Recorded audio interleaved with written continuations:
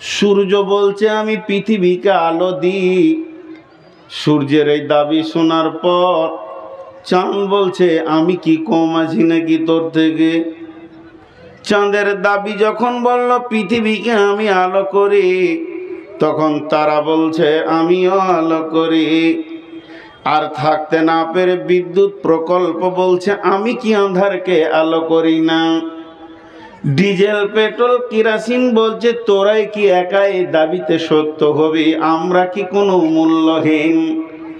এদের দাবি শুনতে শুনতে দেশালাইয়ের কাঠিটা ঠোঙার ভিতরে থাকতে না পেরে বের হয়ে বসে জ্বালিয়ে দেব রে।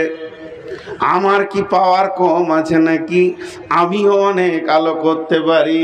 মোমবাতি অত্যন্ত নরম মানুষ ভদ্রের সঙ্গে বলছে আমার আলোটা একবার দেখ, আমি কি তোদের থেকে কম। থাকতে না পেরে জোনাকি পোকাটা পাছা উল্টে দিয়ে বলছে আমার কি কম আছে নাকি।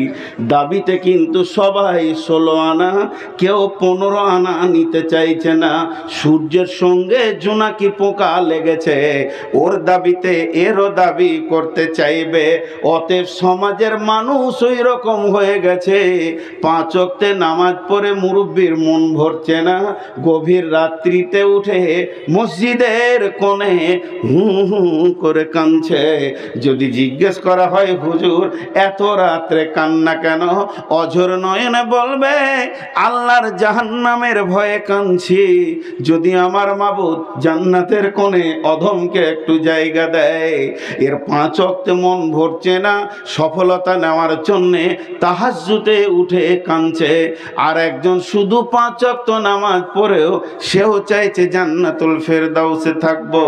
এমন লোক আছে শুধু জুমার দিনে টিপ মারে, আবার জান্নাতুল ফেরদাউসের ছাদের ওপরে থাকতে চাইছে, দাবিতে 16 আনা। এরপরে এমন লোক আছে শুধু শ্বশুর মরলে জানাজাতে যাবে, জুমা যেও পাওয়া যাবে না, তারও দাবি 16 আনা। থাকতে না পেরে শুধু ঈদের নামাজ যে পড়ে সেও বলছে আমি সফলতায় আছি। এর ভিতরে 3 বোতল মেরে দিয়ে রাস্তায় হাঁটছে, সোজা করে হাঁটতে পারে না। ওকে যদি বলি তুই জাহান্নাম যাবি, চিল্লিয়ে উঠে বলবে জান্নাতটা কি তোর বাবার মারবো চোবাতে, আমিও জান্নাতে যাব। যাবে কে রে বাবা, সফলতা হবে কে রে বাবা। অতএব আমার রব বলছে হাইয়া আলাস সালাহ, আয় আয় আয় তোরা সফলতার চাবি লিপিতে আয়। আয় আয় আয় আমার এই অফিসে আয়, হাইয়া আলাল ফালাহ, সফলতা নিয়ে তোরা ফিরে যা। প্রকৃত সফল কাম কে বলবে কে, যিনি আমার রব তিনি বলবেন।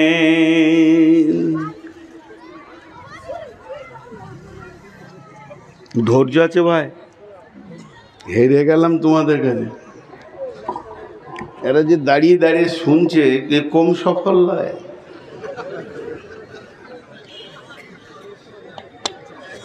এই মানুষগুলো ব্রেনে কি মেশিন আছে দেখার থাকলে দেখতাম। কোথা গাবে ঘাড়ে চাপবে, এটা আলুর বস্তা পেয়েছেন, ওইদিকে ফাঁকা আছে চলে যান।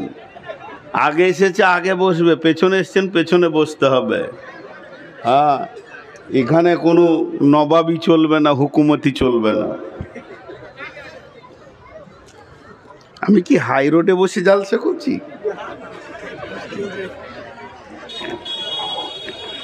জি, এরপরে চলেন, আমি আল্লাহর কসমের কথাটা একটু পর বলবো। কিছু লোক আছে, কিছু কিছু জিনিস আমার আবার মাথা ধরে যায়।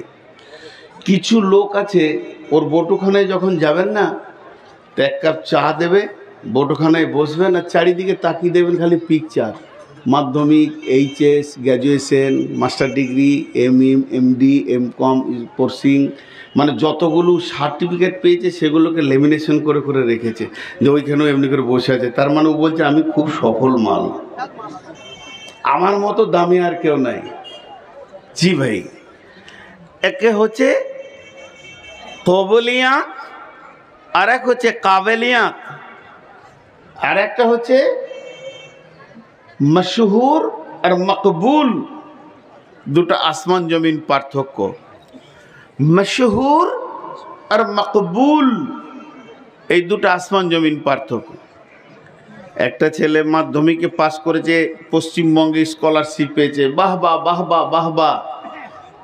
মালদায় একটা মেয়ে, কি নাম যেন, ইউটিউবে দেখছি গান ভালো করতে পারছে, তো দেশ জুড়ে ওর নাম হচ্ছে, খুব সুন্দর গান করছে, আ করছে দাঁত বার করে ইঁদুরের ছায়ের মতো। আর লোক ভাবছে যে ও দামি হয়ে গেছে, ও ভাবছে আমি দামি হয়ে গেছি। মা মিষ্টি মুখে তুলে দিচ্ছে, আব্বা মিষ্টি মুখে তুলে দিচ্ছে, ও ভাবছে আমি কামিয়াব, আমি কামিয়াব। কিন্তু মা বাপ দেখছে না যে মেয়েটা আমার জাহান্নামের খোরাক হয়ে যাচ্ছে। এর নাম কামিয়াবি নাই। এইচএস পাস করেছে, সে মেডিকেলে চান্স পেয়েছে, এমবিবিএস করে এফআরসিএস চান্স পেয়েছে, সার্জারি শিখছে, বাহ বাহ বাহ বাহ, কামিয়াব কামিয়াব। জি না, আপনি পৃথিবীতে যতগুলি সার্টিফিকেট পেয়েছেন, আপনি পৃথিবীতে যতগুলি সার্টিফিকেট পেয়েছেন সবগুলোকে জমা রেখে দেন। আপনার এগুলোর নাম কামিয়াব নয়। পৃথিবী আমার আসল ঠিকানা নয়। মত একদিন মুছে দেবে হায় সকল রঙিন পরিচয়। পৃথিবী আমার আসল ঠিকানা নয়। আল্লাহ তাবারাক ওয়া তাআলা বলছেন, সফল কামের সার্টিফিকেট তোকে তো দিয়েছে প্রাইমারি স্কুলের হেডমাস্টার, হাই স্কুলের হেডমাস্টার, কলেজের মাস্টার, কলেজের প্রিন্সিপাল, ভার্সিটির প্রিন্সিপাল তোকে দিয়েছে। এগুলোকে নিয়ে তুই নিজেকে সফল কাম মনে করে নিয়েছিস। কিন্তু শুনে নে, ওই রকম সার্টিফিকেট দেওয়ার দিন তো আমি একটা বানিয়েছি, যে দিনটার নাম হলো ইয়াউমুল কিয়ামা। ইয়াউমুল কিয়ামা সেই কিয়ামতের দিন। ফাআম্মা মান উতিয়া কিতাবাহু বিয়ামিনিহি ফাসাউফা ইউহাসাবু হিসাবান ইয়াসীরা ওয়া ইয়ানকালাবু ইলা আহলিহি মাশরুরা। ওয়া আম্মা মান উতিয়া কিতাবাহু ওয়ারা জাহরিহি ফাসাউফা ইয়াদউ সুবুরা ওয়া ইয়াসলা সাঈরা। হে বিশ্ববাসী রে, তুমি যতগুলো ডিগ্রি হাসিল করবে করো না কেন, তুমি মুফতি হও, মাওলানা হও, মুহাদ্দিস হও, বক্তা হও, আন্তর্জাতিক মানব বক্তা হয়ে যাও, কিন্তু তোমার সফল কামের ভিতরে লুকানো নাই। সফল কাম তো তোমার ওই দিন হবে যেদিন তোমার আল্লাহ তোমাকে ডান হাতে সার্টিফিকেট দেবে, এবং তুমি সেই সার্টিফিকেট পেয়ে হাসতে হাসতে আত্মীয় স্বজনের ভিতরে ঘুরবে, আর তুমি বলবে আমি কামিয়াব, আমি কামিয়াব, আমি সফল কাম, আমি সফল কাম, আমি সফল কাম, আমি সফল কাম। এইটাই হলো আসল তোমার ঈদের দিন, আসল তোমার খুশির দিন। আর যেদিন তোমাকে বাম হাতে পেছনে সার্টিফিকেট দেওয়া হবে, সেদিন তোমাকে অপদস্থ করে বেজ্জতির হালাতে জাহান্নামের আগুনে ভরা হবে। এটা হলো তোমার অসফল অসফল অসফল। পৃথিবীতে টাকা হওয়া, পৃথিবীতে ইজ্জত হওয়া, পৃথিবীতে ডিগ্রি হওয়া, এগুলো সফলতা অসফলতার মানদণ্ড কায়েম করে না। একমাত্র সফলতা অসফলতা যার হাতে রয়েছেন তিনি হলেন আল্লাহ, তিনি যেদিন আপনাকে আমাকে সফলতার সার্টিফিকেট দেবে, ওটাই হলো আসল জীবন, আর ওটাই হলো আসল আনন্দ, আর ওটাই হলো আসল কামিয়াবি।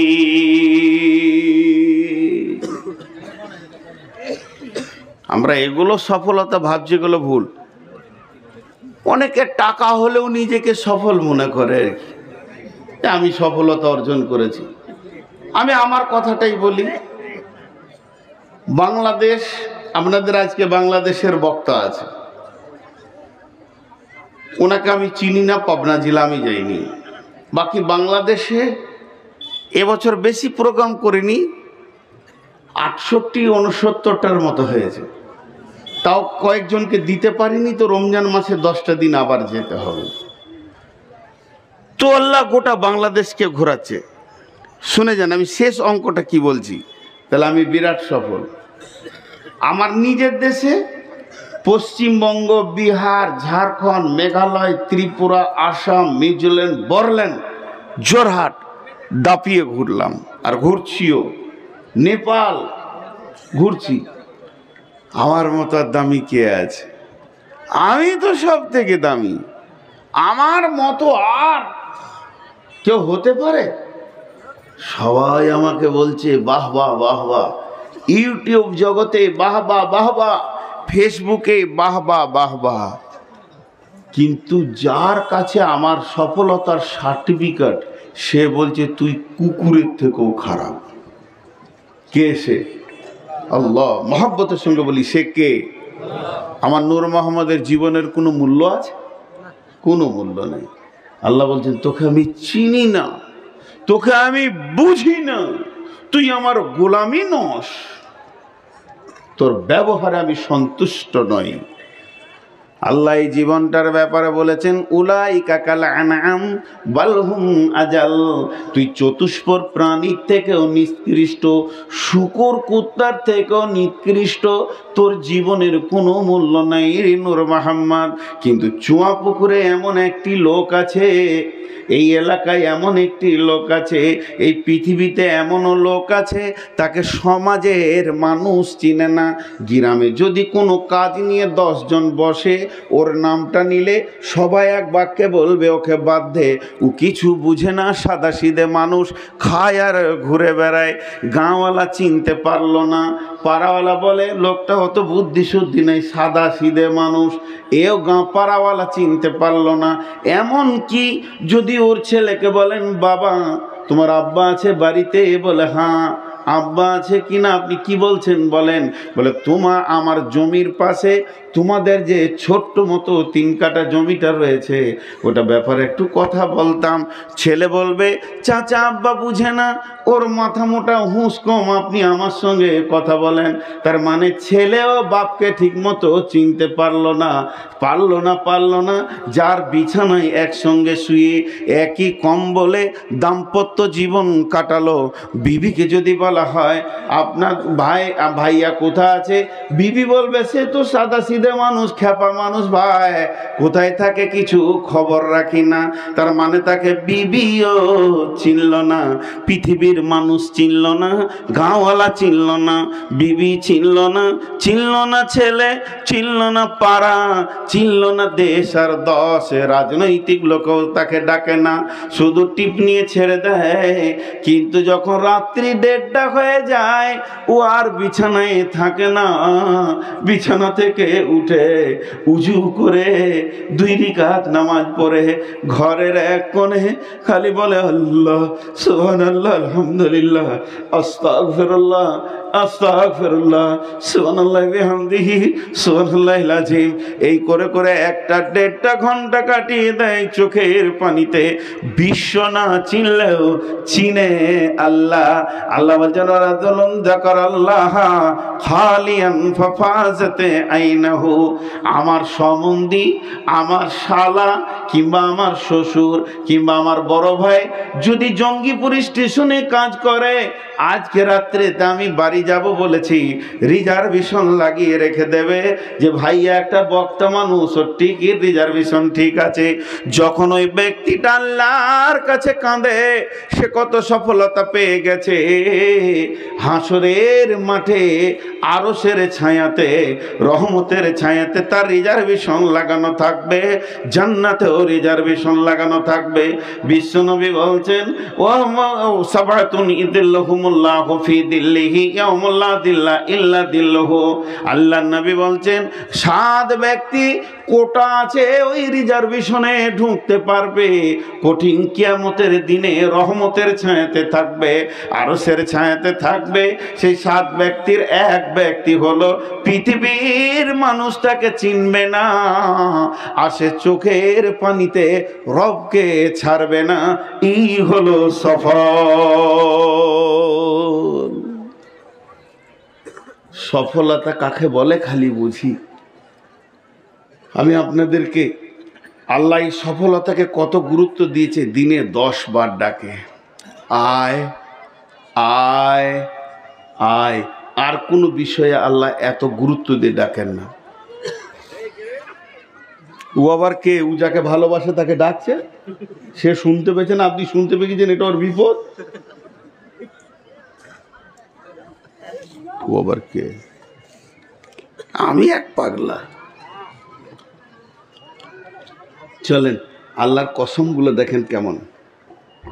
কথাটা ছোট আর কসমগুলো বড়। বিসমিল্লাহির রহমানির রহিম। والشمس وضحاها والقمر إذا تلاها والنهار إذا دلاها والليل إذا يغشاها والسماء وما بناها والأرض وما طحاها ونفس وما سواها فألهمها فجورها وتقواها। এখানে আল্লাহর কোনো বক্তব্য নাই, খালি কসম খাচ্ছেন। 11টা কসম খেলেন একটা কথা বলার জন্য। আমি রেগে গেছি খুব, এত রেগেছি আর আপনাকে বরদাস্ত হচ্ছে না। তখন আমি ঘন করে কসম খেয়েছি, আল্লাহর কসম, আল্লাহর কসম, আল্লাহর কসম, আল্লাহর কসম, আল্লাহর কসম, আল্লাহর কসম, আল্লাহর কসম, আল্লাহর কসম, আল্লাহর কসম। আপনি খালি আমাকে টানছেন যে লাল গোলাচ্ছ। আমি যাবো না, খালি যাব না, দুটো শব্দ বলছি। এই দুটো শব্দের জন্য 11টা কসম খেলাম। আল্লাহর কসম, আল্লাহর কসম, আল্লাহর কসম, আল্লাহর কসম, আল্লাহর কসম, আল্লাহর কসম, আল্লাহর কসম, যাব না। তো আল্লাহ ওই রকম দুটি কথা বলার জন্যে 11টি কসম খেলো। ওয়াশ-শামসি ওয়া-দুহাহা ওয়াল-কামারি ইযা তালাহা ওয়ান-নাহারি ইযা দাল্লাহা ওয়াল-লাইলি ইযা ইয়াগশাহা ওয়াস-সামাই ওয়া-মা বানাহা ওয়াল-আরদি ওয়া-মা তাহাহা ওয়া-নাফসিন ওয়া-মা সাওয়াহা ফাআলহামাহা ফুজুরাহা ওয়া তাকওয়াহা। قد أفلح من زكاها وقد خاب من دساها। দুটি কথা আল্লাহ বললেন। যতটি লোক বসে আছেন, খুব সুন্দর লাগছে আপনাদের বসে থাকা। তা আপনারা একবার মহব্বতের সঙ্গে আল্লাহর জবানের কথাটা সবাই বলেন, আল্লাহ খুশি হবেন। এই রাতে আল্লাহ বলবেন আমার কথা আমার গোলাম বলছে।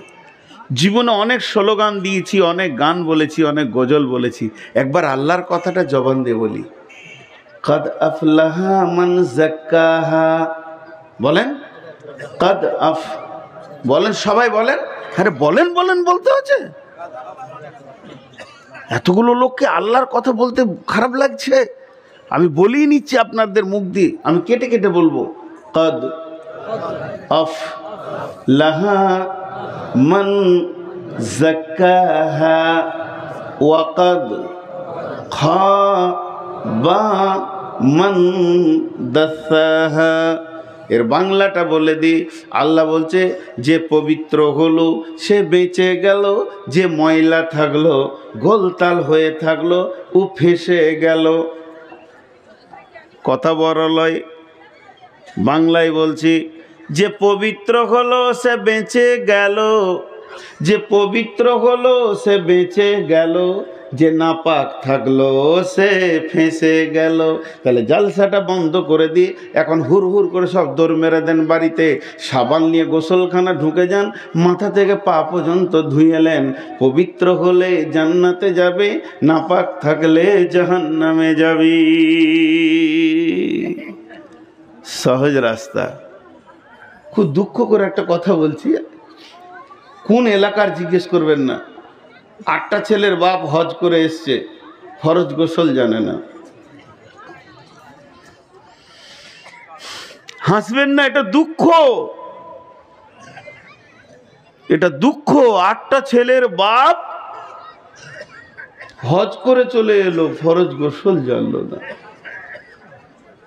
আম্মা জানাইছে বিশ্ব নবীর বিবি নবীজিকে বলছেন, ও দয়ার নবী গো, আমাকে পবিত্র হওয়াটা শিখিয়ে দেন, যে পবিত্রটা সব থেকে বড় পবিত্র ওটা শিখিয়ে দেন। আল্লাহ তো বলেছেন কাদ আফলাহা মান যাক্কাহা, যে পাক হবে সে বেঁচে যাবে, ওয়া কাদ খাবা মান দাসাহা, যে নাপাক থাকবে ও ফেসে যাবে। তো দয়ার নবী গো, যেটা সব থেকে বড় পাক ওইটা আমাকে শিখিয়ে দেন। জি দেখেন, আমরা কিছু কিছু ব্যাখ্যা ভুল বুঝি। পাক মানে গোসল করে নিলেই হবে না। এ দেখেন, এটা কি? সবাই বলেন এটা কি? কিসের ফ্যাক্টরি? কি মাল তৈরি হয়? পোঁটা পোঁটা, ঘাড় ঘাড় ঘাড় ঘাড়। উদাহরণগুলো মন দিয়ে শুনবেন, যুক্তিগুলো। তো আমার বাড়ি গেছেন, আপনাকে খাসির বিরিয়ানি দিয়েছি, সলাত আর দই আর রসগোল্লা প্লেটের পাশে দিয়েছি, কিন্তু এতটা পোঁটা দিয়েছি। কি হে বন্ধু, চলবে না থালা ছেড়ে উঠে যাবেন? থালা ছেড়ে উঠে যাবেন। কিন্তু আমার রব কত কারিশমাওয়ালা। যেদিকে বিরিয়ানি, মুরগি, দেশি বিদেশি, গরু, খাসি, আপেল, আঙ্গুর, চেরি, মৌসুমি, বেদানা, পৃথিবীর খাবারগুলো যে হলারে ঢুকছে তারই 1 ইঞ্চিও নয়, হাফ ইঞ্চি নয়, কোয়ার্টার ইঞ্চি ওপরে রেখে দিয়েছে পোঁটার ফ্যাক্টরি। পৃথিবীর কেউ আল্লাহকে দরখাস্ত দেয় না, মালটা পেছন দিকে করে দাও। কেন? আল্লাহ যা করে তার পেছনে যুক্তি আছে, সৌন্দর্য আছে।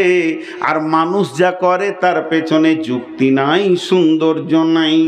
আমার যে বোনগুলো এখানে আছে, আমার বেটিগুলো, আমারই বেটি, আমি নূর মোহাম্মদের বেটি এখানে আছে, যদি বিয়ের আগে বাচ্চা হয়ে যায়, পৃথিবীর মানুষের কাছে সে কলঙ্কিত হয়ে যাবে, মান সম্মান থাকবে না। কিন্তু আমার আল্লাহ মারিয়ামকে বিয়ের আগে বাচ্চা দিল, তোর ইজ্জত বেড়ে গেল, বরং নবুয়তি টাইটেল পেয়ে গেল, মা বেটাতে কিতাব পেল। তার মানে আল্লাহ যা করে তা সাজে, বান্দা যা করে তা সাজে না। তো এটা এখানে কেন দিল? এর কারিশমাটা শুনেলেন। এটা হলো কাস্টম অফিস। কারণ এই দেহটা যদি না থাকে, দেহটা অচল হয়ে যাবে, দেহটা অল্প দিনে ক্ষতি হয়ে মরে যাবে, এই দেহ আর বাঁচবে না। আমাদের দেশে প্রতিটি গেটে এয়ারপোর্টে কাস্টম বসিয়ে রেখেছে। বাংলাদেশি আসুক, সৌদি আসুক, পাকিস্তানি আসুক, সুদানি আসুক, আমেরিকান আসুক, তাকে চেক আপ করে দেশে ভরা হয়। কারণ যদি সে সন্ত্রাসী হয়, দেশটাকে নষ্ট করে দেবে। তেমনি বন্ধুরে, নাক হচ্ছে কাস্টম অফিস। আল্লাহর কেমন কারিশমা। আপনি দোকানে গেলেন, হে সেলিম একটা কেক দে রে ভাই, একটা কেক দে। সেলিম একটা কেক কেটে বের করে আপনার হাতে দিল। কেকটাকে আপনি ভাঙলেন, তখনও বুঝতে পারলেন না। এরপরে যখন আপনি হাঁ করবেন, দেখলেন আল্লাহর কারিশমা, আপনার এখানে চলছে ওপর দিকে আর নিচে দিকে, শ্বাস ঢুকছে বের হচ্ছে। কিন্তু যখন শ্বাস ওপর দিকেও যদি টানে, নিচে দিয়েও যদি ফেলে, আর মুখটা যখনই হাঁ করবেন, মেশিনটা এমন অটো কাট হয়ে আছে, মুখ হাঁ করলে শ্বাস অটোমেটিক ওপর দিকে যাবে। আর যখনই কেকটাকে দিয়ে হাঁ করে খেতে গেছেন, তো কেকের গন্ধটা পেয়ে গেছে কে? নাক। নাক বলছে পচে গেছে, এটা আর খাওয়া যাবে না। যদি পেটে ঢুকে যায় তাহলে দেহটা নষ্ট হয়ে যাবে। তা নাককে এমন একটা ক্ষমতা দিয়েছে সিবিআই এর মতো, যতগুলি মাল এই গেটে ঢুকবে, পচা ঢুকছে না খারাপ ঢুকছে না ভালো ঢুকছে, নাক সেই চেক আপটা করে যাবে। এটা হলো আল্লাহর সব থেকে বড় কারিশমা। পচা মাল ঢুকে গেলে দেহের ক্ষতি করে দেবে, তাই এটা হলো আল্লাহর কারিশমা। তো বিশ্ব নবীকে যখন আম্মাজান আয়েশা বললেন, ও দয়ার নবী গো, সব থেকে পবিত্র বড় পবিত্র কি? নবীজি বললেন, আয়েশা রে, পৃথিবীর ভিতরে যত নাপাক আছে সেগুলো হলো ছোট নাপাক, আর আর সব থেকে বড় নাপাক হলো হারাম খাওয়া। পেটের ভিতরে যেন হারাম না চলে যায়। গায়ে যদি পেচ্ছাপ লাগে, পায়খানা লেগে যায়, সাবান দিয়ে ধুলে পাক হয়ে যাবে। স্বামী স্ত্রী দৈহিক সম্পর্ক ঘটে গেছে, সাবান দেবেন, গোসল করে নেবেন, পাক হয়ে যাবেন। আর কিছু হয়েছে, মেয়েদের মেন্স হয়েছে, গোসল করে নেবেন, পাক হয়ে যাবেন। আর যুবক যুবতীদের নাইট ফলস হয়েছে, গোসল করে নেবেন, পাক হয়ে যাবেন। পাকের অনেক সুরাত রয়েছে, সেই ভিত্তিতে পাক হয়ে যাবেন। কিন্তু কেউ যদি এক তিল পরিমাণ হারাম পেটে ভরে নেয়, ওই হারাম থেকে রক্ত হবে, রক্ত থেকে মাংস হবে, চর্বি হবে। এটা পৃথিবীর কোনো পানিতে জমজমেও যদি সাবান দিয়ে গোসল করেন, এটা পাক হওয়া সম্ভব নয়। দয়ার নবী বলছেন, সোনার ভিতরে যদি খাদ ঢুকে যায়, সেটাকে যেমন জমজমের পানি দিয়ে বের করা যাবে না, ওটা বের করার একটাই রাস্তা হচ্ছে আগুনে পুড়িয়ে এসিডে ভরে ওকে বের করতে হবে। হারাম খোররা যদিও জান্নাতি হয়, ওর ওই মাংসর মাসুলটাকে জাহান্নামে পুড়িয়ে বের করে খাদ বের করবে, এর আগে সে পাক হতে পারবে না। তাই আল্লাহ তাবারাক ওয়া তাআলা বলছেন, কাদ আফলাহা মান যাক্কাহা, বেঁচে যাবে ওই যে পাক আছে। ওয়া কাদ খাবা মান দাসাহা, ফেঁসে যাবে ওই যে না পাক রয়েছে।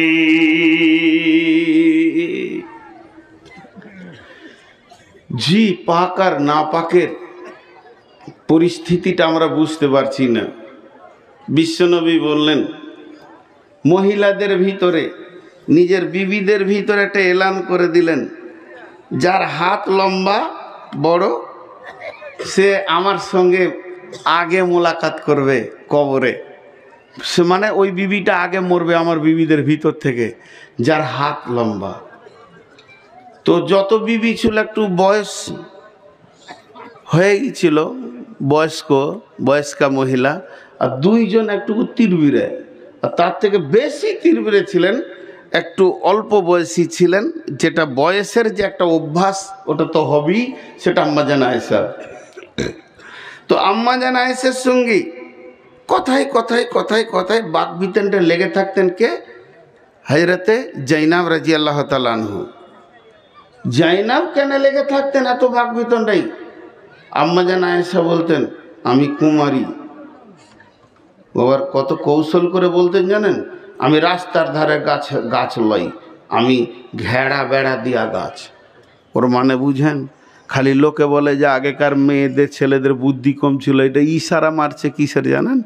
ও বলছে যে আমার দ্বিতীয় কোনো স্বামী আমাকে দেখেনি, রসুলই দেখেছে, আমি বাপের ঘরে ঘেরা বেড়া ছিলাম, আমি ছোট মেয়ে, আমি আছি। তার মানে জাইনাবকে ইশারায় একটু খুঁচা মেরে দিল, তোর আর একটা স্বামী ছিল, আর একটা উঁটে তোর গাছের পাতা খেয়েছে, ফের রসুলের কাছে এসেছিস। আর জাইনাব তখন বলছে, তুই তো আবু বাকারের বেটি, আর আমি আর রসুল একই বংশের, তুই পারবি আমার সঙ্গে? কারণ জাইনাব ছিল রসুলের ফুফাতো বোন। ফুফাতো বোন মানে কি? আমার মার রসুলের বাপ একটাই ভাই বোন, একই মায়ের পেটে হয়েছে, তো আমরা একটা বংশের। চিনিস তুই, তোর থেকে আমার দাম বেশি। ও বলে আমার দাম বেশি, বলে আমার দাম। অনেক বাকবিতণ্ড আছে, সেদিকে আমি যাচ্ছি না। কিন্তু নবীজি যখন বললেন যার হাত বড় সে আমার সঙ্গে আগে মোলাকাত করবে, কিন্তু জাইনাব আবার সাইজে ছোট ছিলেন, একটু শর্ট সাইজের, বিবিদের ভিতরে উনি শর্ট সাইজের। আর আয়েশা কাউকে খুঁজে না পেয়ে অকি বলতো, দেখি বোন জাইনাব তোর হাতটা দেখি মেপে কত। ওকে আরও রাগাবার লেগে বলছে, ও তো জানছে আমি শর্ট সাইজের, তা আমাকে দেখি জাইনাব, দেখি তোর হাতটা মাপিতে কতটা হলো। বিশ্বনবী বলেছেন যার হাত বড় সে আমার সঙ্গে প্রথম মোলাকাত করবে। কিন্তু বিশ্বনবী দুনিয়া থেকে চলে গেলেন।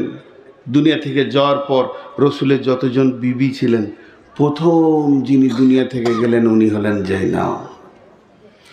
যখন জাইনাব মারা গেলেন, আম্মা জান আয়েশা জাইনাবের লাশের কাছে গিয়ে বলছে, বোন রে, তোমাকে অনেক বাকবিতণ্ডে জড়িয়ে নিয়েছি বোন, কিন্তু তুমি যে রসুলের এত প্রিয় এটা আমারও বুঝতে ভুল ছিল বোন রে। ওরে আমার বোন রে, তুমি শর্ট সাইজের, তা তোমার হাত কেন এত লম্বা হলো? তুমি কেমন করে রসুলের মুলাকাতে আগে চলে গেলে? বোন রে, আমার ব্যাখ্যাটা বুঝতে ভুল হয়েছিল। আসলে রসুল বলেছিল দানের হাত বড়। জাইনাবের মতো এত দাঁতা মহিলা রসুলের বিবির ভেতরে আর কেউ ছিল না। সেদিন আম্মা জান এসে বললেন, আজকে আমার বুঝে এলো যে রশিজি কার জন্যে কথাটা বলেছিলেন। অতএব বন্ধুরে, আমার আল্লাহ 11টি কসম খেয়ে বলছেন যে পাক হবে সে বেঁচে যাবে, আর যে না পাক হবে সে ফেঁসে যাবে। এখন যদি আপনি ব্যাখ্যাটা মনে করলেন যে আমি পাক থাকবো, পেচ্ছাপ করে পানি নেব, পায়খানা করে পানি নেব, গোসল ঠিক মতো করব, ফরজ গোসলকে গোসলের মতো করে করব, মাথা থেকে পা পর্যন্ত প্রতিদিন সাবান মাখবো, ব্যাখ্যাটা আপনি ভুল বুঝেছেন। কাদ আফলাহা মান যাক্কাহা ওয়া কাদ খাবা মান দাসাহা। এর আসল ব্যাখ্যাটা কি? হযরত আলী হিজরতের তাফসীর করছেন। হযরত আলী, হিজরত কাকে বলে? প্রবাস হওয়া। পৃথিবীতে 3টা আমল আছে আপনাকে মাসুম শিশু বানিয়ে দেবে। মাঝে একবার জিজ্ঞেস করি 2টা কথা, আপনাদের বিরক্ত লাগছে নাকি? ও টাকা গুনতে গুনতে বলছে না। আচ্ছা দেন, ওই হিসাবই গোলমাল, এধারও হিসাব গোলমাল, ওধারও হিসাব গোলমাল। হ্যাঁ,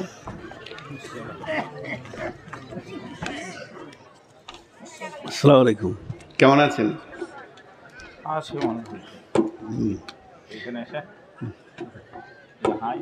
তো হিসাবে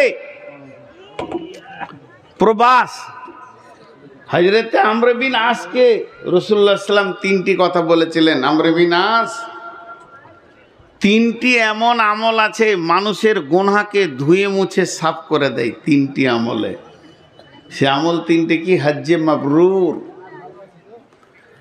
যে হজ কবুল হয়। আর 2 নম্বর কি?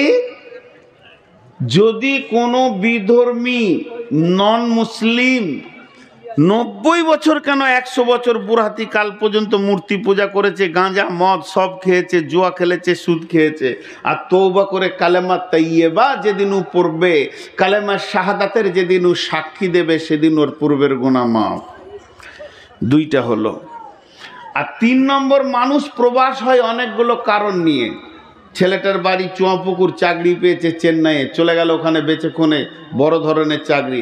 ছেলেটার বাড়ি লালগোলা, ব্যবসা বাণিজ্য করতে গেছে বর্ধমান, চলে গেল ওখানে বাণিজ্য মিল টিল করে মেনু বড় বড় ইন্ডাস্ট্রিজ কাজ টাজ করে নিয়েছে, আর এখানে এলো না, ওখানেই চলে গেল।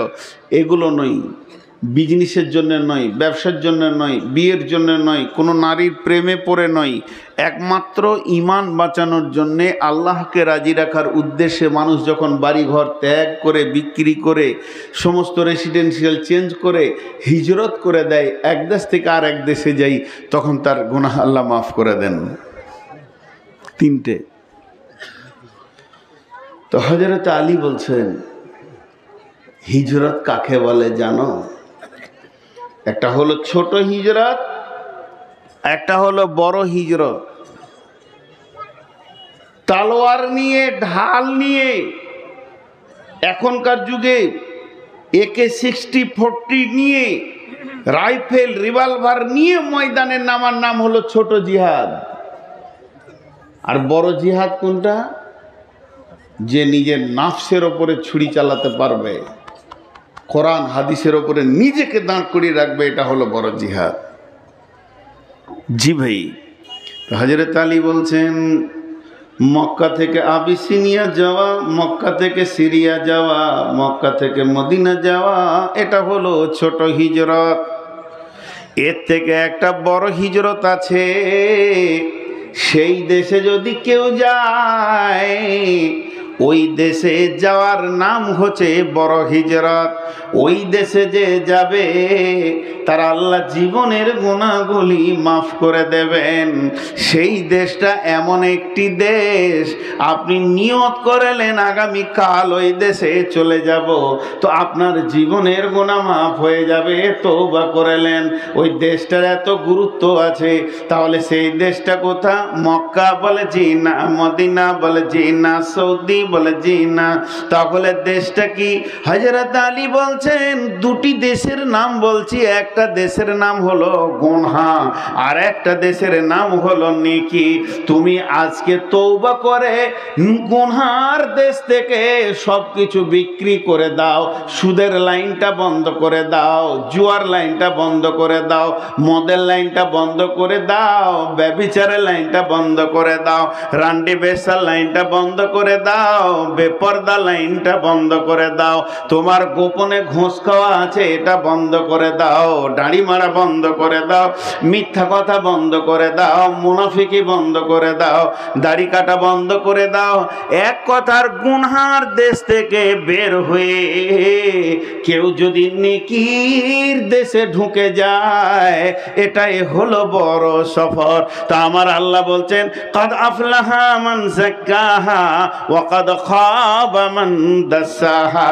হে আমার গোলাম, তোমাদেরকে সাবান নিতে হবে না, পানি নিতে হবে না, গরম পানিতে নাইতে হবে না, তোমাদেরকে গোসল করতে হবে না, তারপরও তোমরা পবিত্র হয়ে যাবে। কেন কেন? আজকে রাত্রিতে তোমরা এই চুয়াপুকুর মাদ্রাসা জামিয়ার মানে উন্নতি কল্পে যে সভাতে তোমরা এসেছো, এই উদ্যোগ কেন্দ্রিক সভাতে তোমরা এক্ষুনি রাতে বসে তওবা করে নাও। নেকির যতগুলো গেট আছে খুলে দেব, আর গুনহার যতগুলো গেট আছে তালা মেরে দিব, কাঁটা মেরে দিব, সেটাকে সিল করে দিব। আমি আর জীবনে গুনহার দিকে পা দিব না, আর নেকিকে আমি ছাড়ব না।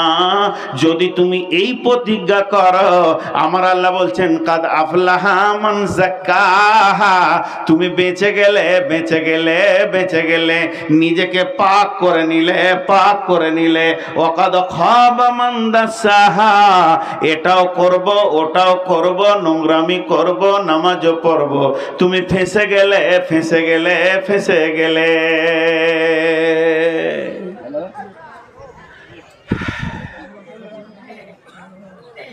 আমি আপনাদের সামনে সূরা বাকারার যে আয়াতগুলো পড়েছি, এবার এইগুলোর কথা আপনাদের সামনে বলবো। প্রকৃত কে কামিয়াব, কে সফল কাম, এখান থেকে আপনি বুঝতে পারবেন, আমি বুঝতে পারবো। বিসমিল্লাহির রহমানির রহিম। আলিফ লাম মিম। যালিকাল কিতাবু লা রাইবা ফীহি হুদাল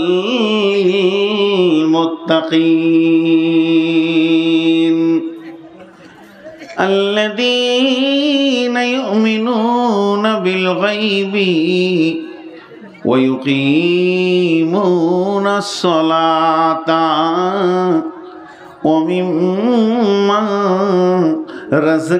رزقناهم ينفقون والذين يؤمنون بما أنزل إليك وما أنزل من قبلك وبالآخرة هم يوقنون أولئك على هدى من ربهم وأولئك هم المفلحون। আল্লাহ বলেন এরা সফল কাম, যাদের 8টা গুণ থাকবে। দেখেন কত সুন্দর কথা আল্লাহ বলছেন। আপনি বলেন, আমি বলি, সভাপতি বলুক, আর কেউ বলুক, কিন্তু আল্লাহ বলছে এরাই সফল কাম, যার ভিতরে 8টা গুণ থাকবে। এই গুণগুলো আমি আপনাদেরকে গুনিয়ে দিচ্ছি, মহব্বতের সঙ্গে শুনবেন। 8খানা গুণ আমাদের ভিতরে আসলে আমরা সফল কাম হয়ে যাব। আল্লাহ বলছেন। এত উঠতে লাগলো কেন? এরপরও তো 2টো বক্তা রেখেছেন। হ্যাঁ, দল দল উঠছে তো। আপনাদের বিরক্ত লাগছে নাকি বিষয়টা? আজকে খুব গুরুত্বপূর্ণ বিষয় বলছি না ভাই? তো আসলে ওদের উঠা অভ্যাস নাকি, বা অনেকক্ষণ বসেছে, সেই সন্ধ্যা থেকে বসে আছে। মানুষ তো, অন্য তো ফেরেশতা নয়, প্রয়োজন থাকতে পারে। আচ্ছা যান, 4টি ভোলো বাপ আপনার, বুঝলেন? আমি গুনে রাখছি কাস্টমের মতন। তা এত ভিতরে কে ঢুকতে বলছে? মাথায় টুপি পূজা পড়ে চাচা এসেছে, কিন্তু মন বসছে না, মন খুব চঞ্চল। আল্লাহ তাবারক ওয়া তাআলা কি বলছেন? আলিফ লাম মিম, এগুলোকে হরফে মুকাত্তাআত বলা হয়। মহাসত্যের ভিতরে মহাগোপন, এগুলো সংশয় দিয়েছেন আমার রব। এই ইলমেগুলো আমার রব তার ক্ষমতার অধীনে রেখেছেন। পৃথিবীর কেউ আলিফ লাম মিমের মানে বলতে আজ পর্যন্ত পারেনি, কিয়ামত পর্যন্ত পারবে না। আল্লাহ কোরআনে বলে দিয়েছেন, অমা উতিতুম মিনাল ইলমি ইল্লা কালিল, আমার ইলমের ভিতর থেকে তোমাদেরকে অল্প কিছু দিয়েছি, বাকি সব আমার গোপনোত্তর ভাণ্ডারে ভরা আছে। সবগুলো যদি আল্লাহ দিতেন, আমরা মানুষ এত লোড নিতে পারতাম না। এর জন্য কোরআন বারবার বলেছেন, লা নুকাল্লিফু নাফসান ইল্লা উসআহা, তোমাদের ওপরে ভারী হয়ে যাক এমন মাল আমি তোমাদেরকে চাপাইনি আর চাপাবো না। এত বড় জুলুম আমি আল্লাহ করিনি আর করব না। অতএব আলিফ লাম মিম এর মানে একমাত্র আল্লাহ ছাড়া অন্য কেউ জানে না। তবে এগুলো পড়লে নেকি আছে। আলিফ একটা হরফ, লাম একটা হরফ, মিম একটা হরফ, 3টে হরফে 30টা নেকি আছে। 1 নম্বর আল্লাহ বলছেন, যালিকাল কিতাবু লা রাইবা ফীহি, এই কিতাবটার মধ্যে কোনো সন্দেহ নাই। এই কিতাবটা সন্দেহ আছে? জোরে বলেন, সন্দেহ আছে? কিতাবটার মধ্যে কোনো ভুল পাওয়া গেছে? একটা মহিলা পেয়েছে ভুল, ওর আবার প্যারালাইসিস হয়েছে। হ্যাঁ, বাংলাদেশ বাড়ি, ময়মনসিংহ জেলা বাড়ি। ওই জেলাতেই ভালো ভালো লেখক লেখিকা আছে, কিন্তু 2-3টে নাস্তিকও আছে। তো ভুল পেয়েছে একজন, ওর নাম কি? বাস, যতজন নাম নিয়েছেন গোসল করে ঘর ঢুকবেন, সব নাপাক হয়ে গেল আর কি। ওর নামটাও এত খারাপ, জেলিবে তার উজু ভেঙে যাবে। এ খাবিসকে এত আমাকে ঘৃণা লাগে। জি, তো ও কোরআনে ভুল খুঁজেছে, আস্তাগফিরুল্লাহ। ও অনেক নোংরা নোংরা কথা লিখেছে, মেয়েটা নোংরা, তো ওই জন্য নোংরা নোংরা কথা লিখেছে। এর জন্য আর কিছু গোপন নয়। ও অনেক খুব নেকেট, এত নেকেট লিখেছে যে আপনি আপনার স্ত্রীর সঙ্গে আলোচনা করতে পারবেন না। তার মধ্যে কিছু আছে, পাশ্চাত্যকে গ্রহণ করো। আমেরিকা ইংল্যান্ডে যেমন চলছে দাম্পত্য জীবনে, স্ত্রী স্বামীকে বলছে বাই বাই, আসি, 3 দিন বেড়াতে চললাম বয়ফ্রেন্ড নিয়ে। গার্লফ্রেন্ড, এখন বয়ফ্রেন্ড গার্লফ্রেন্ড শুনছি 5 বছর থেকে, এর আগে এসব ছিলই না। তো এই ফ্রেন্ড নিয়ে ঘুরতে চলছি, তুমি থাকো, ও বলছে বাই বাই, তুমি থাকো, চলছে। ও ভাবছে ওই রকম ভারত বাংলাদেশ হয়ে যাক। হ্যাঁ, কম্পেয়ার সংসার চলবে। স্বামী স্ত্রী দুজনাই একটা সংসারে দাম্পত্য জীবনে সমান অধিকার আর সমান অবস্থায় চলবে, তবেই তো সেটা ঠিক হবে। একদিন স্বামীটা রান্না করবে, একদিন বিবিটা রান্না করবে, একদিন স্বামী বাজারে যাবে, একদিন বিবি বাজারে যাবে। ওর মাথায় এসেছে। তাই যদি হয় তো বিবির পেটে একটা বাচ্চা হলো, স্বামীর পেটে একটা হলো। হ্যাঁ, কি আজীব ব্যাপার, কোনোদিন চলে না। আরো কিছু কথা বলেছে আর কি। আর একটা আছে নাস্তিক, ওর নাম ইউনুস। ওর নাম নিলে আবার উঁচু ভেঙে যাবে। ও এক নাস্তিক, সুদের ব্যাপারে খুব সার্চিং করেছে, খালি সুদখোর বানাইছে লোককে। এ আবার অনেক কথা বলেছেন, তার ভিতরেও বলেছে একটা যে কোরআন অন্যায় করেছে নাউজুবিল্লাহ, পৈতৃক সম্পত্তিতে, মা বাপের সম্পত্তিতে ছেলে পাবে ডবল, মেয়ে পাবে সিঙ্গেল, এটা ভুল। এগুলো যাক, আমি ওগুলো আর তর্কে দিয়ে সময় কাটাতে চাইছি না। মেন বক্তব্যে ফিরে আসার জন্য এতটুকুই বলছি, যালিকাল কিতাবু লা রাইবা ফীহি, এই কিতাবটার মধ্যে কোনো সন্দেহ নাই।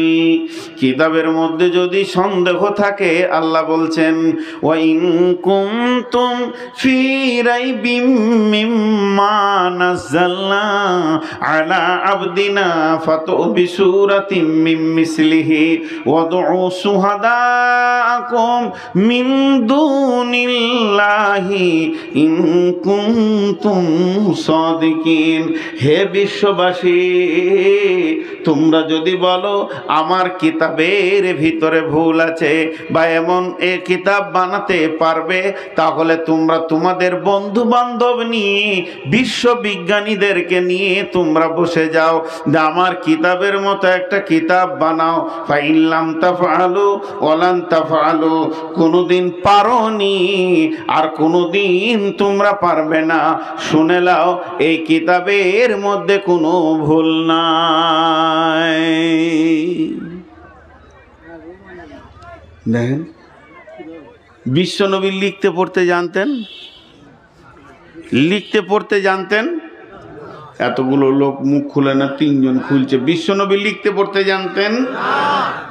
হুয়াল্লাযী বা'আসা ফিল উম্মিয়্যিনা রাসূলাম মিনহুম ইয়াতলু আলাইহিম আয়াতিহি ওয়া ইউযাক্কিহিম ওয়া ইউআল্লিমুহুমুল কিতাবা ওয়াল হিকমা ওয়া ইন কানু মিন ক্বাবলু লাফি যালালিম মুবিন। তিনি যে লিখতে পড়তে জানতেন না, তার যতগুলি কারণ আছে, দুইটা দুর্বল, দুইটা সবল। আর যে দুটা সবল, তার মধ্যে একটা হলো আরো সবল, সেটা আমি বলছি। বিশ্বনবী লিখতে পড়তে জানতেন না, আল্লাহ তেনাকে অক্ষর দেননি, অক্ষর তিনি চিনেন না, এবং লিখতেও তিনি পারতেন না। তার একটাই কারণ যে পৃথিবীতে কোরআনটা মহাসত্যের প্রমাণ থাকবে। যদি উনি লিখতে পড়তে জানতেন, তাহলে আবু জাহেল, আবু সুফিয়ান, আবু জাহেলের মতো বেঈমান বলতো যে রাতে রাতে লিখে লে আর সকালবেলায় বলে এটা আল্লাহ পাঠিয়েছে। এর জন্য আমার আল্লাহ ওনাকে লেখাপড়ার মতো জ্ঞানটা দিলেন না। তারই জন্য কাফের বেঈমানেরাও পর্যন্ত বলতে পারেনি যে কোরআনটা মুহাম্মাদের লেখা, কারণ তারা জানতো যে নবী মুহাম্মদ সাল্লাল্লাহু আলাইহি সাল্লাম লিখতে পড়তে জানেন না। এর জন্য কিয়ামত পর্যন্ত কোরআনের ওপরে যদি কেউ একটা আঙ্গুল না তুলতে পারে, এর জন্য আমার আল্লাহ তার নবীকে লেখাপড়ার মতো জ্ঞানটা দিলেন না। এর জন্য আবু জাহেলের মতো বেঈমানকেও বলতে হয়েছে যে এটা আল্লাহর পাঠানো বাণী, কিন্তু মেনে নিতে পারেনি হিংসার কারণে। তাই আমার আল্লাহ বলতেন যালিকাল কিতাবু লা রাইবা ফীহি, এই কিতাবের মধ্যে কোনো সন্দেহ নাই। কিতাবটা কি করবে, কিতাবটা কি করবে, কিতাবটা এসেছে কখন, কেন এসেছে, ওর কাজ কি? কোরআন নিজে বলছেন বিসমিল্লাহির রহমানির রহিম, শাহরু রমজান আল্লাযী উনজিলা ফীহিল কুরআনু হুদাল লিন-নাসি, রমজান মাসে এই কোরআন নাজিল হয়েছে মানুষের পথ দেখানোর জন্যে। মাঝে 1 মিনিট আপনাদেরকে বিরক্ত করে নি, প্রসঙ্গর বাইরে কথা বলছি, এটা বিষয়ের বাইরে। আর কয়দিন পর রমজান আসছে, আমরা রোজা রাখবো ইনশাআল্লাহ। সকলে বলেন ইনশাআল্লাহ। কে কে রোজা রাখবেন না হাত তুলেন। চালাক হয়ে গেছে, সবাই রোজা রাখবো ইনশাআল্লাহ। আল্লাহ আমাদেরকে রোজা রাখার তৌফিক দান করুন। জি, এই দাওয়াতটা দিচ্ছি। বিশ্বনবী 6 মাস আগে থেকে রোজার জন্য সাজছেন, সাজো সাজো রমজান আসছে, দোয়া করতেন, হে আল্লাহ তুমি আমাকে বাঁচিয়ে রেখে সুন্দর করে রোজা করার তৌফিক দাও। আমরাও দোয়া করছি, হে আল্লাহ নবীজির মতো করে রোজা রাখার তৌফিক দাও। আরে আমিন বলছে না এতগুলো লোক?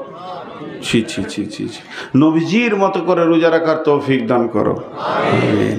হ্যাঁ, আর একটা দাওয়াত দিচ্ছি, যাদের টাকা পয়সা হয়ে গেছে হজ করেন, হজ করেন, উমরা করেন, উমরা করেন, হজ করেছেন। উমরাতে বরকত আছে, অভাব দূর হয়, উমরাতে ফজিলত আছে। আর কি বলবো, মাঝে 1 মিনিট বলেইনি, মানুষ এমন এমন লোকের সঙ্গে যাচ্ছে, সে উমরা কি বুঝে না, উমরা শব্দটার অর্থ বুঝে না, উমরা কেন তাও বুঝে না, উমরা দুটো হাদিসও দিতে পারবে না। জি, উমরা কিভাবে করতে হয় তো জানেই না, এলাকার কোন জায়গাটা কি নাম, মক্কার এই জায়গাটা কি নাম, কোথা কি অবতীর্ণ হয়েছিল ইতিহাস জানে না। 20,000 টাকা কম, 10,000 টাকা কম ওর সঙ্গে ধরছে। জি ভাই, আমি আপনাদের কাছে হাত ধরে রিকোয়েস্ট করছি, হজ বা উমরা যদি করবেন তো আলিমের সঙ্গে যান। বাস, আমার সঙ্গে যেতে হবে না, আমার সঙ্গে যেতে হবে না। আমি একজন চিটার, আমি একজন বেঈমান, এটাই যদি মনে হয় তো ইমানদারদের সঙ্গে যান, আলিমের সঙ্গে যান। মক্কা মদিনাতে গোটা কোরআনটা জন্ম নিয়েছে, সব সূরাগুলো মক্কা মাক্কি না হলে মাদানি। একটা জাহেল আপনাকে কি দিবে, একটা দালাল আপনাকে কি দেবে? দেবে তো আলেম দেবে আপনাকে। মক্কা মদিনার কোথা কি আছে, এত টাকা খরচা করতে পারছেন। অতএব আপনাদেরকে দাওয়াত দিলাম 2টা, একটা হলো রোজা আর একটা হলো উমরা বা হজ। তবে আমি মাঝে বলিনি, আমার ট্রাভেলস আছে, আমি নিজে নিয়ে যাই। যদি কেউ যেতে চান তো আমার নম্বরে যোগাযোগ করবেন। যদি কেউ যেতে চান, কিভাবে উমরা করতে হয় আর কোন জায়গায় কি আছে, যেমন আজকে বক্তব্য রাখছি এইভাবেই মক্কা মদিনায় আমি বক্তব্য রাখি। আরাফাতে, মিনাতে, মুজদালেফায় কোথা রাসূলুল্লাহ সাল্লাল্লাহু আলাইহি ওয়াসাল্লাম কি করেছেন, এগুলো মক্কা মদিনায় আমি সঙ্গে করে নিয়ে গিয়ে উমরা করাই। কারো যাওয়ার ইচ্ছা থাকলে আমার নম্বরে যোগাযোগ করবেন। ওগুলো সে পরিস্থিতি, যখন মানে বিমানের এক এক মাসে এক এক আলাদা ভাড়া থাকে, সেগুলো পরের কথা। এখন আমি আপনাদেরকে দাওয়াত দিলাম 2টা, হজ বা উমরা করেন, আর সামনে রমজান মাসে রোজা রাখবো ইনশাআল্লাহ। সকালে বলে ইনশাআল্লাহ। হ্যাঁ, এই যে কথাটা বলছিলাম, যালিকাল কিতাবু লা রাইবা ফীহি, এই কিতাবের মধ্যে কোনো সন্দেহ নাই, হুদাল লিল মুত্তাকিন, এই কিতাবটা হেদায়েত দেবে, রাস্তা দেখাবে কাদেরকে? না মুত্তাকিকে। যার দিলে আল্লাহর ভয় আছে সে কোরআন থেকে লাভ নিতে পারবে, যার দিলে আল্লাহর ভয় নাই সে কোরআন থেকে লাভ নিতে পারবে না। জি, ছোট্ট একটা উদাহরণ দিই। আপনারা কি বলেন, আক না কুসর? আকও বলেন, আক বললে বুঝবে না। একটাও দাঁত নাই, ওকে আক দেন। একটাও দাঁত নাই, ওকে কি দেবেন? আক। লাভ করতে পারবে ও? যারা বলে লাভ করতে পারবে? আর দাঁত আছে, ওর চুষে হাড় বের করে নেবে, ওর রস কেটে বের করে নেবে। এইটা হলো কুসার, এইটা হলো আক। আল্লাহ তাবারক ওয়া তাআলা বলছেন, একে পীরে রস বের করে এর ভিতর থেকে মধু যদি চুষতে হয়, তোদেরকে দাঁত রাখতে হবে, আল্লাহ ভীরু দাঁত। যার দিলে ঈমান আছে, আল্লাহর ভয় আছে, ওই লোকটা কোরআন থেকে হেদায়েত পাবে। আর যার দিলে ঈমান নাই, আল্লাহর ভয় নাই, ওই লোকটা কোরআন থেকে হেদায়েত পাবে না, কারণ দাঁত নাই, রস নিতে পারবে না। এর জন্য আল্লাহ তাবারক ওয়া তাআলা এই কোরআনকে সন্দেহ বলবে না কে? কোরআনকে মেনে নেবে কে? যে মুত্তাকি হবে, আল্লাহকে ভয় করনেওয়ালা হবে। আর ওই লোকটাই কোরআন থেকে হেদায়েতের রাস্তা পেয়ে যাবে। এর জন্য আমার আল্লাহ বলেছেন, যালিকাল কিতাবু লা রাইবা ফীহি, এই কিতাবের মধ্যে কোনো সন্দেহ নাই, হেদায়েত পাবে কে? যে মুত্তাকি হবে। হবে। এই আয়াতের তাফসীর করতে গিয়ে একটা ঘটনা তাফসীর ইবনে কাসিরের মধ্যে লিখেছেন। কে লিখেছেন? তাফসীর ইবনে কাসিরের মধ্যে লিখেছেন একটা হাদিস। একদিন হযরতে উমর রাদিয়াল্লাহু তাআলা আনহু রাসূলের সাহাবীদেরকে কেন্দ্র করে বলছেন, কে আছো গো আল্লাহর ভয় সম্পর্কে আল্লাহর নবীর কাছ থেকে শুনেছো, আমাকে বলতে পারবে কি? হযরত উমর একদিকে খুব কড়া মানুষ ছিলেন আর একদিকে খুব ক্ষুধা ভীরু ছিলেন। জি, উনি একদিন রাত্রিতে সফর করছেন, গভীর অন্ধকার আর মরুভূমি, কেউ কাউকে দেখতে পেছে না। উটে ঘোড়াতে খচ্চরে কাফেলা যাচ্ছে, চুপচাপ, কারো মুখে সাউন্ড নাই। এমন সময় হযরত উমর বলে ফেললেন, কি বলছেন দেখেন, হে কাফেলার দলের লোকেরা, আমার সাথে তোমরা যারা সফর করছো কেউ আছো কি? আমাকে একটা কোরআনের আয়াত শোনাও। আমি যে আয়াতটা শুনলে আল্লাহর ভয় আমার দিলে জাগবে। তুমি আয়াতটা পড়বে, আমার দিলে আল্লাহর ভয় আসবে। ওই আঁধারে দেখা যায় না, পেছন দিক থেকে শব্দটা ভেসে আসছে, বিসমিল্লাহির রহমানির রহিম, ফামান ইয়ামাল মিসকালা যাররাতিন খায়রান ইয়ারা ওয়া মান ইয়ামাল মিসকালা যাররাতিন শাররান ইয়ারা। উনি বলতে চাইলেন, উমর রে, পৃথিবীতে কেউ যদি এক তিল বানা জাররা বরাবর নেকি বা গুনাহ করে, তার একদিন বহির্প্রকাশ ঘটে যাবে। এই কথা যেই বলা, পয়সা দেন, মাদ্রাসা চালাবে, দেন টাকা। কে আছেন ভাই? 5,000 দেনওয়ালা কে আছেন? 10,000 দেনওয়ালা?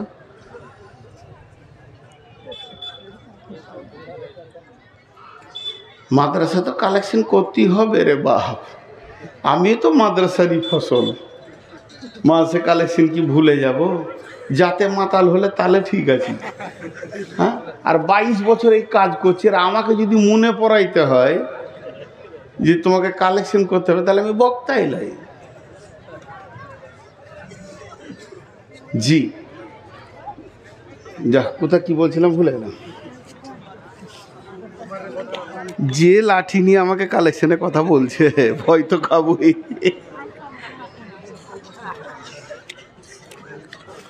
হ্যাঁ, হযরত উমর ডুকরে কেঁদে ফেললেন।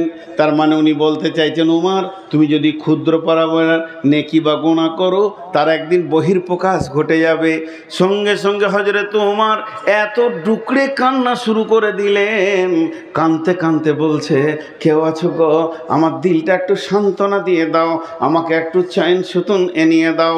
হযরত আবার একই কণ্ঠে পেছন থেকে শব্দ ভেসে আসছে, বিসমিল্লাহির রহমানির রহিম, লা তাকনাতু মির রাহমাতিল্লাহ।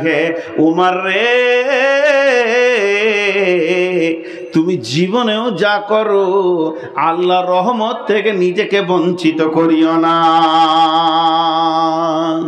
তেমনি হযরত উমর ভরা মজলিসের ভিতরে বলছে, তোমরা কেউ আছো কি আল্লাহর ভয় সম্পর্কে রসুলের কাছ থেকে শুনেছো? আমাকে একবার বলো। আমি তো শুনেছি, আমি যে শুনিনি তা নয়, তবে তোমাদের মুখ থেকে শুনতে চাইছি, এই জন্য তোমরা বললে পরে আমার দিলে দ্বিতীয়বার রিনিউয়াল হয়ে যাবে। একজন যুবক উঠে দাঁড়ালেন, তার নাম হচ্ছে কাব ইবনে উবাই ইবনে কাব রাদিয়াল্লাহু তাআলা আনহু।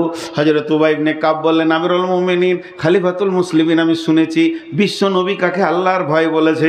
হযরত উমর বললেন, তুমি আমার কাছে এসো, একবার আল্লাহর ভয়ের কথাটা আমাকে শুনিয়ে দাও।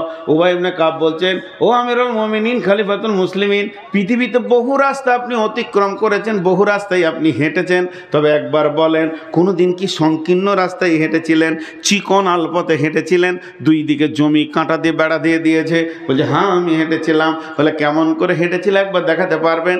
আমিরুল মুমিনিন চাদরগুলো গুটিয়ে নিয়ে মধ্যস্থ অবলম্বন করে দেখালেন, এত ভয় ভীতির সঙ্গে হেঁটেছিলাম, না ডানে ঝুঁকি না বামে ঝুঁকি, ডানে ঝুঁকলেও কেটে যাবে ছিঁড়ে যাবে, বামে ঝুঁকলেও কেটে যাবে ছিঁড়ে যাবে, আমি মধ্যস্থ করে আমি পার হয়েছি। হযরত উবাই ইবনে কাব বলছেন বাস বাস বাস বাস, এরই নাম আল্লাহর ভয়। পৃথিবীটা শয়তান যেন কাঁটা ছড়িয়ে দিয়েছে, একদিকে জুয়া, একদিকে তাস, একদিকে লুদু, একদিকে দাবা, একদিকে আর কিছু, গোটা পৃথিবী যেন গুনহার ময়দানে দৌড়ছে। প্রকৃত ইমানদার যে হবে, নিজেকে গুনহা থেকে বাঁচিয়ে বাঁচিয়ে বাঁচিয়ে বাঁচিয়ে জান্নাতে নিয়ে যাবে, এটারই নাম হচ্ছে আল্লাহর ভয়। তো আল্লাহ তাবারাক ওয়া তাআলা কোরআনে বলছেন যালিকাল কিতাবু লা রাইবা ফিহি, এই কিতাবের মধ্যে কোনো সন্দেহ নাই, হুদাল লিল মুত্তাকিন, যদি সে খোদা ভীরু হয় তো কিতাবের ভিতরেই জান্নাতের রাস্তা পেয়ে যাবে। হুদাল লিল আল্লাযীনা ইউমিনুনা বিল গায়বি। 3 নম্বরে এইখানে 8টা কথা বলবো। 3 নম্বরে আমার আল্লাহ বলছেন যারা অদৃশ্যের ওপরে ঈমান আনলো, গায়েবের ওপরে ঈমান আনলো, আল্লাহকে দেখলো না ঈমান আনলো, জাহান্নাম দেখলো না ঈমান আনলো, জান্নাত দেখলো না ঈমান আনলো, ফেরেশতা দেখলো না ঈমান আনলো, কবরে আযাব দেখলো না ঈমান আনলো, পুলসেরাত দেখলো না ঈমান আনলো, চোখে কোনোদিন দেখলো না ফেরেশতা, তারপরও ঈমান আনলো, এই লোকেদেরকে আল্লাহ বলছেন আল্লাযীনা ইউমিনুনা বিল গায়বি, যারা গায়েবের ওপরে ঈমান আনবে, অদৃশ্যের ওপরে ঈমান আনবে। এটা কেমন? যেদিন জান্নাতের ভিতরে জান্নাতীরা চলে যাবে, আমার রব জিজ্ঞাসা করবে ও জান্নাতীরা তোমরা বলো এখন কেমন আছো? তখন জান্নাতীরা বলবে হে আমার রব, তোমার জান্নাতের কিছুই অভাব নাই, শুধু একটা অভাবে আমরা ভুগছি। আল্লাহ বলবে সেটা কি অভাব? তখন জান্নাতীরা বলবে ও আমাদের রব, হে আমাদের রব, সমস্ত নিয়ামতে জান্নাত ভর্তি হয়ে আছে, কিন্তু যে রবকে কোনোদিন চোখে দেখলাম না তার ভয়েই কাঁদলাম, তাকে দেখলাম না তার ভয়ে সাজদা করলাম, তাকে দেখলাম না গভীর রাতে উঠে তার জাহান্নামের ভয়ে কাঁদলাম, জান্নাতের আশায় কাঁদলাম। সেই রবকে যদি দেখতে না পায় জীবনের স্বার্থটা শেষ হয়ে গেছে। আল্লাহ জান্নাত ভালো লাগছে না, আমার রব 14 দিনের চাঁদের মতো পূর্ণিমার মতো সকলকে দেখা দেবেন। সেই দিন হলো এইটা হলো আমার দেখলাম না অথচ ঈমান আনলাম, ফেরেশতা দেখলাম না ঈমান আনলাম। আল্লাহর নবী হযরতে বুরাইদা রাদিয়াল্লাহু তাআলা আনহুকে ডেকে বলছেন বুরাইদা রে, ও বুরাইদা শোনো, তোমার ঈমানের অবস্থাটা বলো, তুমি ঈমানের কোন জায়গায় দাঁড়িয়ে আছো? হযরতে বুরাইদা রাদিয়াল্লাহু তাআলা বলছেন ইয়া রাসূল, হযরতে হারিস রাদিয়াল্লাহু তাআলা বলছেন ইয়া রাসূলুল্লাহ, আমি ঈমানে 100তে 100 আছি, আমি 99 নাই, ঈমানের প্ল্যাটফর্মে দাঁড়িয়ে আছি। হযরতে হারিসকে নবীজি বললেন হারিস রে, তুমি যে নিজেদেরকে ঈমানদার বলেছো, তুমি নিজেকে, তার আমাকে কোচ দাও, কেন তুমি নিজেকে ঈমানের এত বড় দাবি করলে? হযরত হারিস বলছেন ও দয়ার নবী গো, সকাল বিকাল সন্ধ্যা একটা চিন্তাতে কেটেছে, আপনি জাহান্নামের বর্ণনা যেমন যেমন যেমন যেমন যেমন দিয়েছেন, আমার মনে হচ্ছে যেন জাহান্নামকে ওই রকম ওই রকম ওই রকম আমি দেখছি। আপনি জান্নাতের বর্ণনা যেমন যেমন যেমন দিয়েছেন, আমার মনে হচ্ছে যেন জান্নাতকে ওই রকম দেখছি। জান্নাতের নাজ ও নিয়ামত যেন আমার চোখের সামনে ভাসছে, জাহান্নাম যেন আমার চোখের সামনে ভাসছে। জান্নাতের আঙ্গুরগুলো দেখতে পেয়েছি মনে হচ্ছে, আর জাহান্নামের আবার আর্তনাদগুলো যেন শুনতে পেয়েছি। ও দয়ার নবী গো, আপনার জবান আর আমার চোখ আর আমার ঈমান মনে হচ্ছে যেন চামড়া চোখে দেখতে পেয়েছি। এইভাবে সকাল গেছে, দুপুর গেছে, বিকাল গেছে, সন্ধ্যা হতে চলেছে। দয়ার নবী বললেন হারিস রে, তুমি কামেল ঈমানের ওপরে আছো, তার মানে হচ্ছে যেটা দেখতে পেলাম না তার উপরে 100 ঈমান রাখতে হবে। তারপরে ওয়ায়ুকিমুনাস সালাতা, নামাজ আদায় করতে হবে। বেনামাজি মুমিন হতে পারে না, মুমিন কোনোদিন বেনামাজি হতে পারে না। মুমিনের গুণ হবে তাকে সালাত আদায় করতে হবে। পৃথিবীতে বেঈমান যত আছে, বেঈমানরা ভুলবশত বড় বড় বড় বড় বড় নেকির কাজ করে ফেলতে পারে, বেঈমানেরা ভুলবশত বড় বড় বড় বড় বড় বড় নেকির কাজ করে ফেলতে ফেলতে পারে, কিন্তু জেনেলেন নামাজ পড়ার মতো নেকির কাজ করা তাদের ক্ষমতা হবে না। আবার ইমানদারেরা ভুলবশত বড় বড় গুনাহ করে ফেলতে পারে, ইমানদারেরা ভুলবশত বড় বড় গুনাহ করে ফেলতে পারে। নামাজ ছাড়ার মতো গুনাহ ইমানদারেরা করতে পারবে না। আল্লাহ তাবারাক ওয়া তাআলা বলছেন, আল্লাযীনা ইউমিনুনা বিল গায়বি, যারা গায়েবের উপরে ঈমান আনবে, ওয়া ইউকিমুনাস সালাতা, তারা নামাজ পড়বে, ওয়া মিম্মা রাযাকনাহুম ইউনফিকুন, এবং নিজের রুজি থেকে আল্লাহর রাস্তায় তারা দান করবে। তাদের দানের হাতটা এত বড় হবে, আমাদের ধারণা যার টাকা বেশি তার দান বেশি, যার টাকা বেশি তার দান বেশি। কিন্তু বন্ধুরে, হ্যাঁ, কোরআন বলছে যার ঈমান বেশি তার দান বেশি, যার ঈমান বেশি তার দান বেশি, যার ঈমান বেশি তার দান বেশি।